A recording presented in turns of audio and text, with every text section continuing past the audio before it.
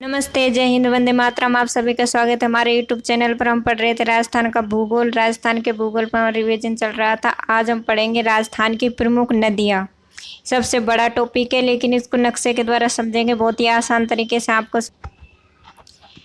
राजस्थान की प्रमुख नदियाँ आपको पता है, राजस्थान में 3 प्रकार की नदियाँ बहती है। बंगाल की खाड़ी में जाकर मिलता है, एक अरब सागर में, एक अंत्य प्रवाह वाली नदियाँ होती है। तो सबसे पहले हम इनके कुछ महत्वपूर्ण जो बिंदु हैं उनको देख लेते हैं। देखो, अब राजस्थान के 2 ऐसे जिले जिन पर कोई भी नदियां नहीं है, एक तो है चूरू और दूसरा है बीकानेर। कौन कौन से हो गए? चूरू और बीकानेर में कोई भी नदी नहीं है, ये ध्यान रखो। दो 12 मासी नदी यानी 12 महीने तक जो बहती है वह 2 नदियां कौन कौन सी है? चंबल और माही नदियां। अब कर्क रेखा को 2 बार काटने वाली नदी माही नदी। कौन सी नदी? माही। इस प्रकार से कर्क रेखा है। अब देखो, माही नदी इस प्रकार से निकलती है, यूं इस प्रकार से एमपी से निकलती है, ठीक है। कर्क रेखा है, इसको 2 बार काटती है। तो ऐसी कौन सी नदी होगी जो कर्क रेखा को 2 बार काटती है? माही नदी। अब देखो, पश्चिम राजस्थान की सबसे लंबी नदी लूनी नदी। पश्चिमी राजस्थान की अगर पूछी जाए तो सबसे लंबी नदी कौन सी होगी? लूनी नदी। कोटा संभाग में सर्वाधिक नदियां हैं। कौन से संभाग में? कोटा संभाग में। देखो, कोटा संभाग में कौन कौन से जिले आएंगे? कोटा, बूंदी, बारां, झालावाड़, हाड़ौती जो प्रदेश है वो कोटा संभाग में आएगा। तो कोटा संभाग में सर्वाधिक नदियां हैं।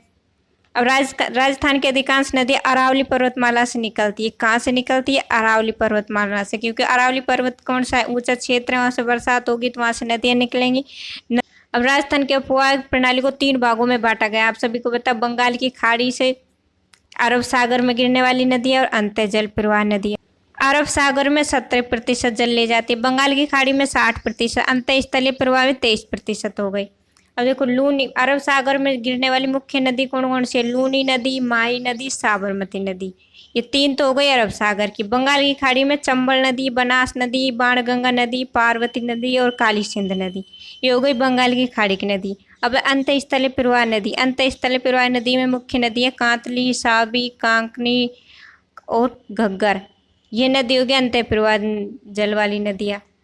लगभग सभी नदियाँ कैसी हो गई? बरसात पर निर्भर। फिर अरावली पर्वतमाला राजस्थान की नदियों का मुख्य स्थल माना जाता है। अरावली से निकलती है, इसलिए तो अरावली पर्वतमाला को महाजल विभाजक रेखा भी माना जाता है, क्योंकि अरावली पर्वतमाला से जो इधर की साइड नदियाँ निकलेगी वो सारी कहाँ जाएंगी? बंगाल की खाड़ी। और इधर की साइड निकलेगी वो सब कहाँ जाएंगे? अरब सागर में। हाड़ौती का पठार सर्वाधिक नदियों वाला भौतिक प्रदेश है। कौन सा? हाड़ौती का पठार। सदाबहानी 2 नदियाँ होगी, चंबल और माही नदियाँ। अब नदियों के कुछ उपनाम है जो परीक्षा में पूछे जाते हैं। देखो, चंबल को कहते हैं चर्मनियति, कामधेनु, नित्यवाही नदी। कौन कौन सी? चर्मनियति नदी, कामधेनु नदी और नित्यवाही नदी। ये तो हो गए चंबल के उपनाम। बनास नदी को कहते हैं वनकियासा, वर्णासा या वशिष्टि। कौन कौन सी? वनकियासा, वर्णासा, वशिष्टि। फिर आती है बेड़च।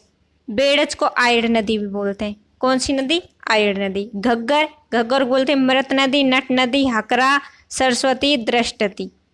कौन कौन सी? मृत नदी, नट नदी, हकरा। पश्चिम में जब जाएगी ना, पाकिस्तान में जाएगी जब, इसको हकरा बोला जाता है। फिर सरस्वती नदी और दृष्टति। लूनी को बोलते हैं लवणवती, सागरमती, साकरी, अंतः सलीला। कालिदास द्वारा जो लिखित ग्रंथों में इन कालिदास ने अंतः सलीला बोला है। यह खारी मीठी नदी, यह मरुगंगा। फिर बाणगंगा। बाणगंगा को अर्जुन गंगा, रुंडित नदी बोलते हैं, क्योंकि छोटी छोटी शाखाओं में बटी हुई इसलिए इसको रुंडित नदी बोलते हैं।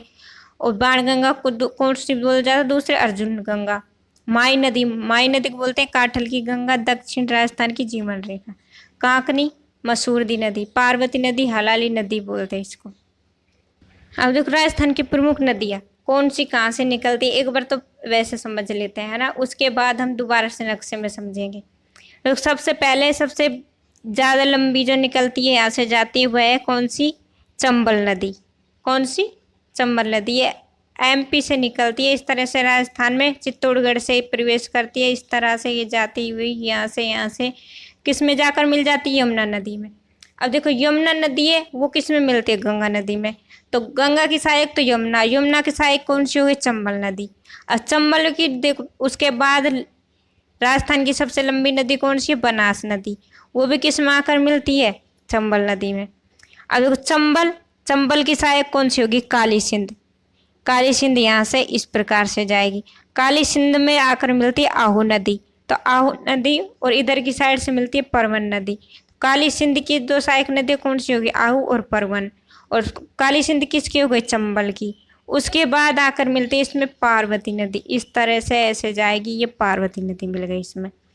उसके बाद एमपी से मिलती है सिप नदी। ये तो हो गई चंबल की सहायक इधर की साइड वाली। इधर से कौन जाकर मिलेगी? बामनी नदी। चंबल की हो गई। अब देखो माही नदी।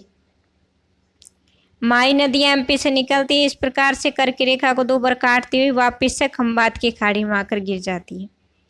फिर इधर एक साबरमती नदी राजस्थान से निकलती है और गुजरात में जाकर बहती है ना। उसके बाद पश्चिम बनास। अब देखो बनास नदी, ये तो बनास नदी और ये पश्चिमी बनास नदी, इसको ध्यान रखना, पश्चिमी बनास बोलेंगे इसको। लूनी नदी, लूनी नदी यहाँ से निकलती है कच्छ की खाड़ी में जाकर कच्छ के रण में, कच्छ के रण में जाकर मिल जाती है। ऊपर से कौन सी यार? देखो बाणगंगा। बाणगंगा सीधी जा रही है, यमुना की सहायक नदी है, ये सीधी यमुना में जाकर मिल रही है। उसके बाद घग्गर नदी, ये अंतः जल प्रवाह वाली नदी हो गई घग्गर नदी है जो। ये हो गई हमारे राजस्थान की प्रमुख नदियाँ। अब देखो सबसे पहले चलते हैं हम बंगाल की खाड़ी की नदियाँ। बंगाल की खाड़ी में जो अपना जल ले जाती है, तो उनमें सबसे प्रमुख कौन सी है? चंबल नदी। अब चंबल नदी को हम नक्शे से समझो तो बहुत ही आसान है, समझ में आ जाएगी आपके। सबसे पहले चंबल नदी कहाँ से निकली? जाना पाव पहाड़ी एमपी से। कहाँ से? जाना पाव पहाड़ी एमपी से, यहाँ से ये निकलती है, यहाँ से उद्गम स्थान है। उसके बाद यहाँ पर एमपी में ये बांध बनाया गया जिसको बोलते हैं गांधी सागर बांध। कौन सा बांध? गांधी सागर बांध। ये एमपी में, ध्यान रखना। उसके बाद ये नदी यहाँ से चलती है, यहाँ पर आता है भैंसरोडगढ़ या चौरासीगढ़ चित्तौड़गढ़। यहाँ से ये राजस्थान में प्रवेश करती है। किस में प्रवेश करती है? यहाँ पर से राजस्थान में। यहीं पर बना हुआ चूलिया जलप्रपात, जो सबसे ऊंचा जलप्रपात है राजस्थान का। क्या नाम है? चूलिया जलप्रपात। ये 18 मीटर ऊंचा है। तो सबसे ऊंचा कहाँ पर बना हुआ? भैंसरोडगढ़ चित्तौड़गढ़ में चूलिया जलप्रपात। यह अक्सर पूछा जाता है ना। उसके बाद यहाँ से ये नदी जाएगी, फिर यहाँ पर बना हुआ है राणा प्रताप सागर बांध चित्तौड़गढ़ में ही। कौन सा बांध? अब ये पहला बांध कौन सा होगा? गांधी सागर बांध। दूसरा कौन सा होगा? राणा सागर या राणा प्रताप सागर बांध। ये कहाँ पर है? चित्तौड़गढ़ में। अब देखो यहाँ से इधर की साइड से, यहाँ से एक नदी, इसकी सहायक नदी कौन सी? छोटी काली सिंध। क्या नाम है? छोटी काली सिंध। वो आकर इसमें मिल जाती है। अब ये कहाँ से निकली? एमपी से। एमपी से निकल कर कहाँ पर मिल रही है? ये चंबल नदी में। अब देखो छोटी काली सिंध की एक सहायक नदी आहू नदी। आहू नदी पर कौन सा किला बना? गागरोन का किला। कौन सा? गागरोन का। हमेशा क्वेश्चन पूछा जाता है कि गागरोन का किला किस नदी के किनारे बसा हुआ है? वो है आहू नदी के किनारे बना हुआ है। ठीक है। उसके बाद यहाँ से मिलती है इसमें परवन नदी। कौन सी नदी? परवन। अब छोटी काली सिंध की तो दो सहायक नदी कौन सी हो गई? आहू और परवन। और छोटी काली सिंध किसकी हो गई? चंबल नदी की। चंबल नदी में आकर मिल गई। उसके बाद आगे चलेंगे हम, जब बना हुआ है इस पर एक केंद्र है जिसको बोलते हैं रावत भाटा अणुशक्ति केंद्र। कौन सा? रावत भाटा अणुशक्ति केंद्र।